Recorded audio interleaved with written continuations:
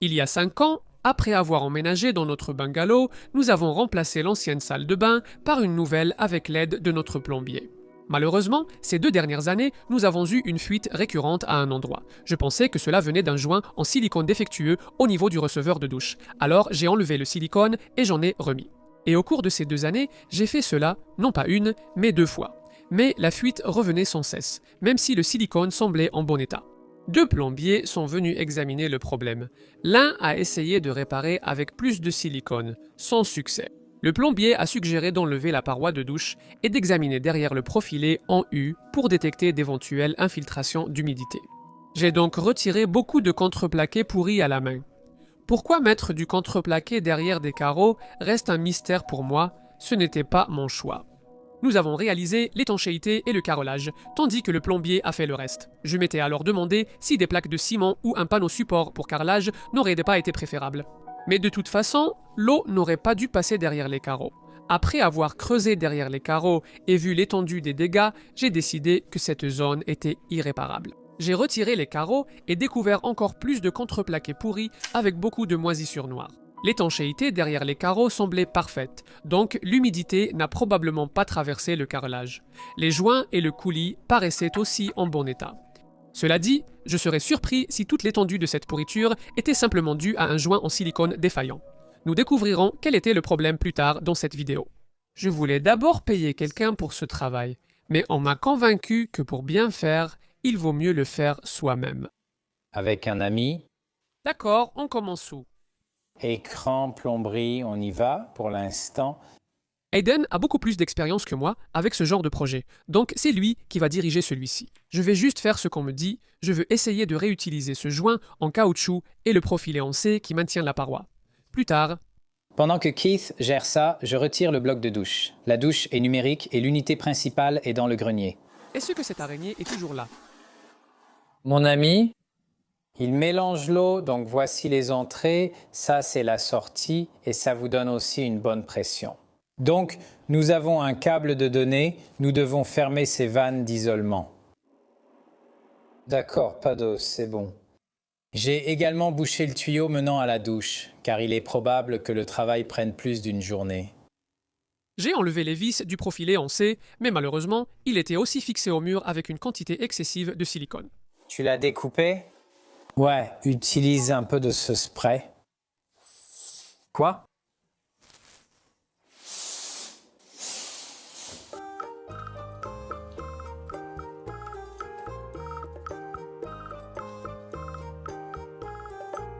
J'ai commencé à m'impatienter et j'ai pensé que je pouvais m'en sortir en tirant dessus à ce stade. Je ne sais pas trop. Ah, quoi? Pourquoi tu le tirais comme ça? Moi, j'y vais tout doucement. Maintenant, il faut enlever les carreaux.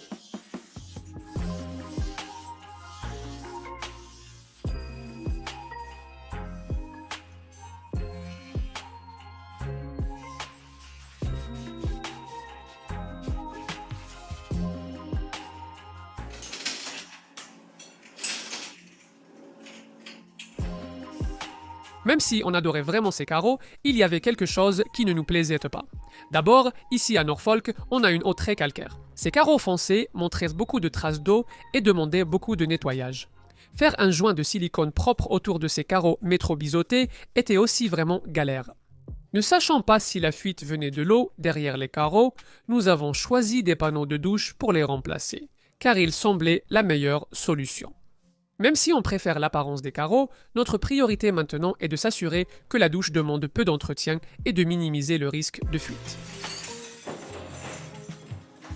Heureusement, Aiden a apporté ce long grattoir. J'ignorais que cet outil existait.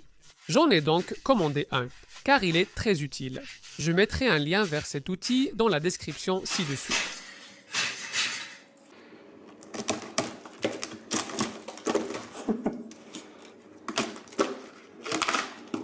C'est feu. Maintenant, Ça Semble plus épais. en haut. Ici. C'est du 12 mm, n'est-ce pas?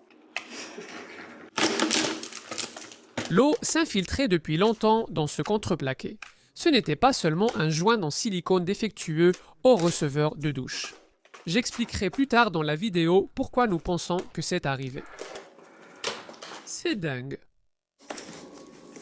Donc, tu as un enduit polyvalent et tu veux juste mettre du SPR pour reboucher ça. Ouais, Mais ouais, ici en bas, toute cette partie est foutue. Tu pourrais juste avoir de l'enduit de rebouchage.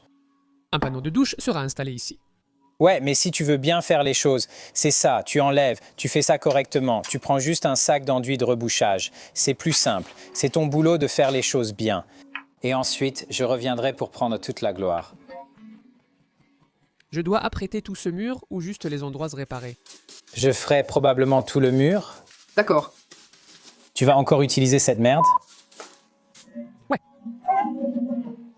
Je vais mettre un peu de plâtre de rebouchage pour faire le bas. Mais ces parties-là, ça va. Non. Je le ferai bien. Tu ferais tout au plâtre de rebouchage. Oui, je le ferai bien. Si je prends du plâtre de rebouchage, autant tout faire. Ouais, c'est un seul mélange, rapide, hein, autant bien faire les choses dès le départ, hein. Ouais. J'aime pas cacher des trucs derrière d'autres trucs. Je suppose que le client ne le saura jamais, n'est-ce pas? Tu ne voulais pas le faire seul, Eubé? Pas de plomberie ni d'électricité. Pas pour moi. Ce n'est pas vraiment de la plomberie. Tu as probablement plus de chances de couper les panneaux que moi. Tu es plus habitué à couper des matériaux en plaques. Tu vois ce que je veux dire? Ouais, ça ne veut pas dire que je suis meilleur. Ça veut juste dire que je l'ai fait plus souvent. Mais plus tu rends les murs plats, moins tu dois utiliser de colle silicone. Beaucoup, c'est foutu. Ouais, Tu enlèves juste le pire. Le mieux, c'est probablement de faire ce panneau en premier. celui-ci Ne t'inquiète pas. va juste à Alice. Tout ce qui est charge, mec, laisse tomber le VJS. C'est comme si tu abandonnais presque. Tu te dis juste, ouais, ça ira. Maintenant, tu sais ce que tu dois mettre par-dessus ça? Juste un genre de panneau. Tu le caches simplement. Enduit polyvalent.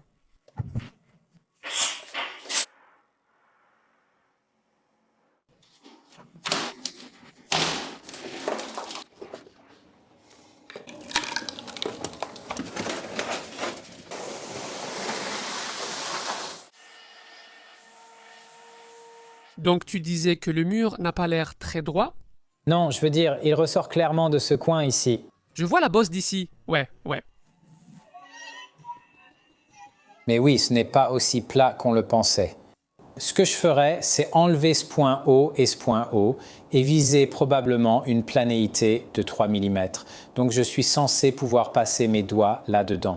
Oui, ça commence ici, n'est-ce pas? Vraiment poussiéreux. Sinon, tu vas avoir besoin d'environ 15 tubes de colle. Ouais. Mieux vaut démonter que construire. La vraie question est, que vas-tu utiliser? Je vais utiliser la meuleuse avec le capot anti-poussière. Puisque c'est déjà en désordre, je pourrais le faire maintenant. Ouais. Même si j'ai acheté ce capot anti-poussière pour un usage précis, il me sera clairement utile à l'avenir. Il faut nettoyer toute trace de moisissure. Donc, là où se trouvait ce contreplaqué, il faut reconstruire cette partie pour que le profilé en U qui maintient le verre ait quelque chose de solide auquel se fixer. Mais ce que je pense faire, parce qu'on avait ce genre de renfoncement un peu gênant ici, c'est de ramener le mur jusqu'ici. Donc de faire une ossature pour toute cette partie. On vient d'avoir une discussion d'une demi-heure sur l'endroit où placer ce tasseau parce qu'il faut s'assurer que le profilé mural n'interfère pas avec la finition d'angle. Un des problèmes qu'on avait avant, c'est qu'il n'y avait pas de retour sur les carreaux, n'est-ce pas? Ouais, mais si tu avais fait le retour, tu aurais peut-être pu t'en sortir plus longtemps.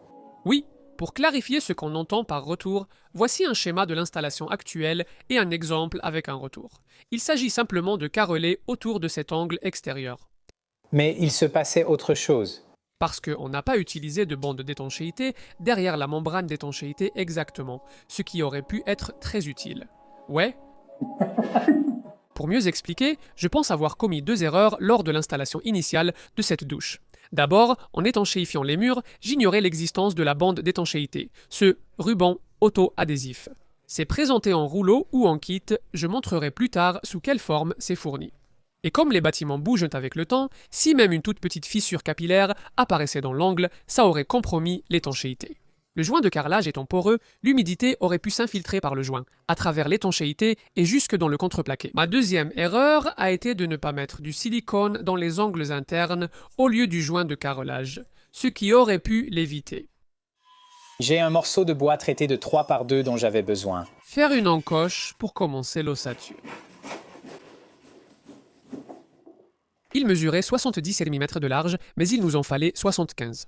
Donc, je fixe du contreplaqué de 5 mm à l'arrière pour le caler, et je dois le reculer de 20 mm par rapport au bord. C'est pour tenir compte de ce qu'on ajoutera dessus plus tard.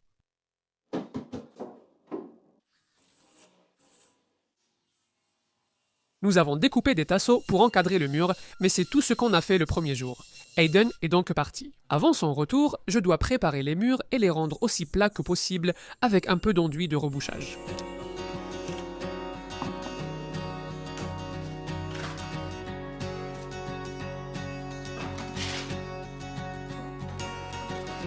Ce n'est pas quelque chose que je maîtrise, mais le mur est tellement irrégulier que je ne peux qu'améliorer les choses ici.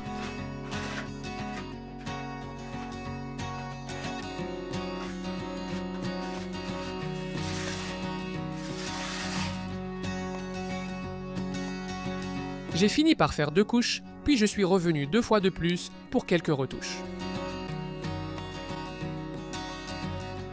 J'ai aussi pu utiliser mon enduit multi-usage, ce qui a dégoûté Hayden. Celui-ci est beaucoup moins grossier que l'enduit de rebouchage, et cette zone va être peinte. Donc, après avoir poncé puis appliqué une sous-couche de peinture diluée, j'ai mis 2 couches de finition. Et après quelques jours, c'était sec et paraissait beaucoup plus plat. Maintenant, il faut poser ces tasseaux.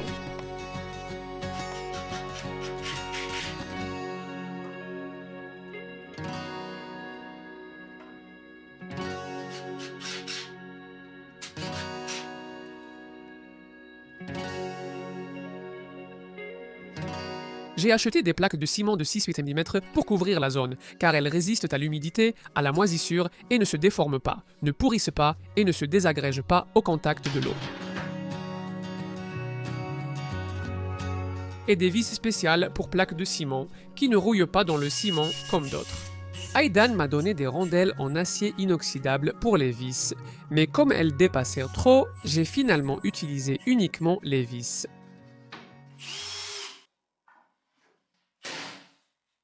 Ensuite, j'ai commencé à appliquer du SBR sur la zone où mon ruban d'étanchéité va aller, et j'ai acheté un kit qui comprend ses coins internes ainsi qu'un rouleau. Il n'y avait pas de coin externe dans le kit. Je vais donc en fabriquer un avec le ruban et m'assurer qu'il n'y ait pas de trou. Vous avez une bande de 10 mm à appliquer sur le bac, puis vous pouvez retirer le reste du film protecteur pour la coller au mur.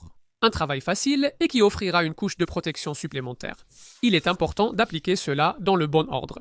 Commencez par les coins, puis les longueurs du receveur de douche, et enfin les montants verticaux, où il faut chevaucher la partie du receveur de douche d'environ 20 mm. L'étape suivante est d'appliquer la membrane d'étanchéité, qui doit être posée sur SBR2 selon les instructions.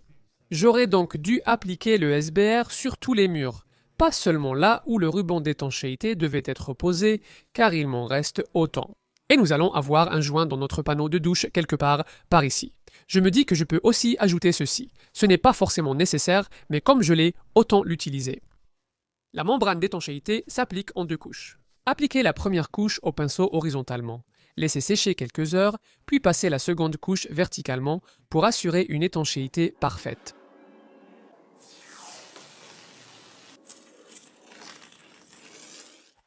Aidan est de retour et nous avons un nouveau problème. Apparemment, ces panneaux doivent être stockés à plat, ce que je ne savais pas. Et maintenant, ils semblent tous être courbés comme une banane. Nous avons essayé d'utiliser un sèche-cheveux pour chauffer l'avant en espérant que ça se redresserait, mais ça n'a pas vraiment marché. Je vais juste te laisser debout comme ça. Il aurait été utile de préciser de les stocker à plat à l'extérieur et non seulement dans le manuel à l'intérieur de la boîte. Le truc, c'est qu'aucun de nous n'a pensé à regarder ça et à se demander est-ce que c'est censé être comme ça. Dès que Keith a ouvert la boîte, je l'ai vu tout de suite. Oh, Mickey, voilà ce qu'on va faire. D'accord, donc on va faire un gabarit pour le mur du fond. C'est la première fois qu'on découpe un panneau comme ça. Donc, on a rapidement fabriqué un gabarit en carton. Essaye de vendre le reste. Combien t'en reste-t-il? 37, je crois. Et ça avait l'air bien. J'aurais pu l'égaliser. J'aurais pu le faire. J'avais un bout de ruban d'étanchéité, je l'ai collé sur les fesses de Réa hier, juste pour voir combien de temps ça tiendrait. Ce genre de choses. Cela est resté là 3 ou 4 heures avant qu'elle ne s'en aperçoive. Mais alors, c'était déjà complètement incrusté dans le tissu. Oh, Jésus. Alors, elle m'a envoyé un lien vers un nouveau legging que je dois acheter pour 40 livres. Donc, c'était une erreur coûteuse. Nous coupons le côté languette de cette planche, car il ne sera pas utile. Je l'ai raté. Une fois coupée aux bonnes dimensions, on vérifie si elle s'adapte.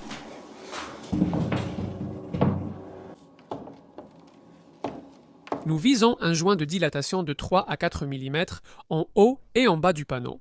Et voici l'adhésif recommandé pour fixer les panneaux.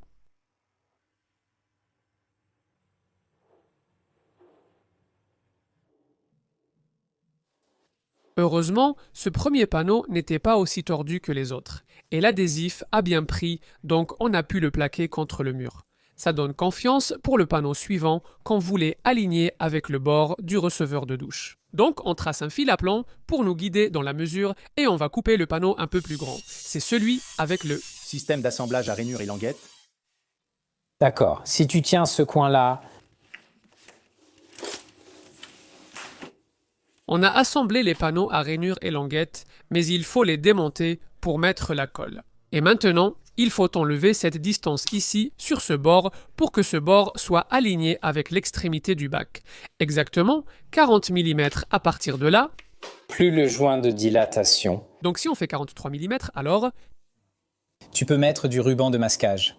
je ne pense pas que ça attire l'attention sur la brillance. Est-ce que ça va faire la mise au point sur moi, pas sur lui? Je suis la star du show. Tu as quelque chose qui colle pas trop? Pas trop collant?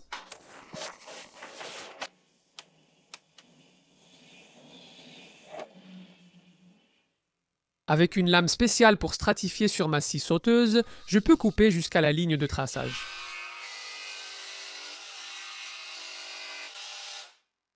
Et cette lame laisse une coupe vraiment nette.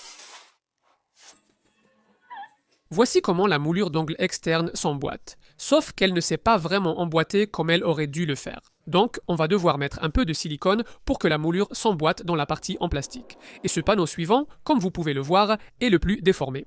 Nous avons donc préparé des blocs de renfort pour maintenir les panneaux à plat contre le mur pendant que l'adhésif sèche. D'accord. Les instructions demandaient d'en mettre sur la languette et dans la rainure. On nous a recommandé ce mastic pour ce travail, mais nous l'avons tous deux détesté. Très collant et difficile à manipuler, il ne ressemblait pas du tout au silicone habituel. Il devait aussi parfaitement correspondre à la couleur des panneaux, mais ce n'était pas le cas. J'y reviendrai plus tard dans la vidéo. Il est conseillé d'utiliser du White Spirit pour retirer l'excès de résidus. Évite que la colle touche le mur avant de l'avoir bien mise en place. Au-dessus des cales, encore plus. Prenez la ventouse et collez-la ici. Ouais, Tu peux le soulever. Ok, vérifie que le joint de dilatation est bien présent. oui, il y a trop d'espace actuellement. D'accord, donc tu dois le tirer de l'autre côté. C'est bien. Je fixe un bloc au receveur de douche avec du ruban pour moquette, puis on le calera fermement contre le mur. C'est bon. Pareil en haut. D'accord? Et nous devons travailler rapidement ici pour fixer le panneau opposé au mur avant que l'adhésif ne sèche. Et nous allons caler encore quelques planches entre les panneaux. Vous n'auriez pas à faire tout ça si vous aviez quelque chose de plat. Je sais. Il a poussé le fond et la garniture.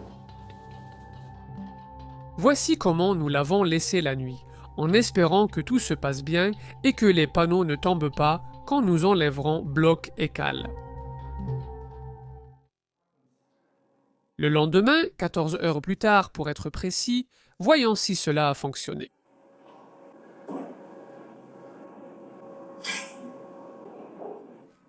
Et puis Building Inspector Brown est arrivé. Le joint est plutôt bien sorti, il y avait un tout petit espace au milieu. Mais plus tard, j'ai appliqué un peu de mastic et il a pratiquement disparu.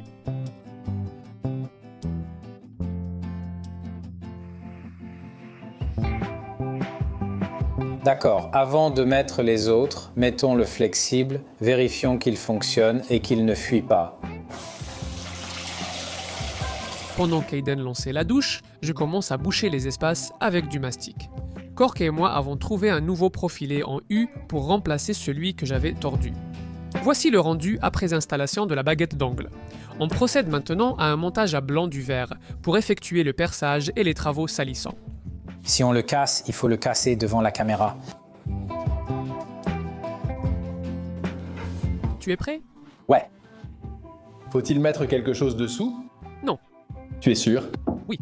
J'ai vu ces trucs partir. Et je peux réutiliser l'ancienne barre de support.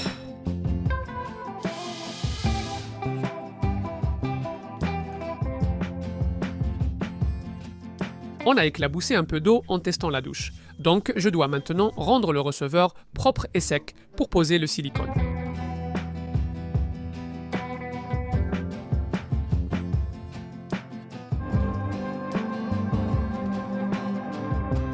D'accord, va directement sur le receveur. Mickey, c'est pas le moment, mon pote. Voilà, maintenant fais-le glisser dedans. C'est ce qu'elle a dit. D'accord. Ça y est, ça dépasse de ce côté. Ceci est une cale en caoutchouc. Un joint pour maintenir le... Vert.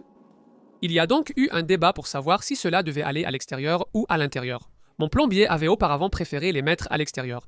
Ce que je pense être une erreur. Après de nombreuses recherches, autant de personnes affirment que cela va à l'intérieur qu'à l'extérieur. Je l'ai toujours installé à l'intérieur et je n'ai jamais eu de problème. Il est important de ne faire un joint qu'à l'extérieur de la paroi de douche, pas à l'intérieur. Comme la moulure ne s'adapte pas correctement au rail en plastique, nous allons utiliser quelques points de silicone pour la maintenir en place. Bon, hein, je pense qu'on a bien mérité une bière. Oui, après toi?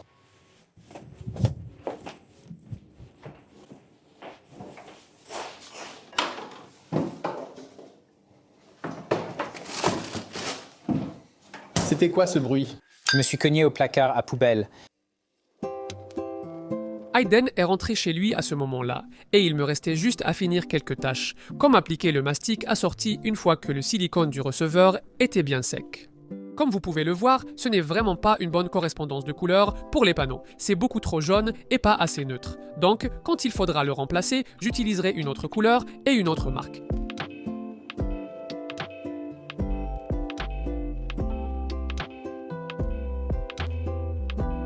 J'ai acheté une baguette de finition pour combler l'espace entre l'armoire et le panneau, et j'ai dû la découper pour l'adapter.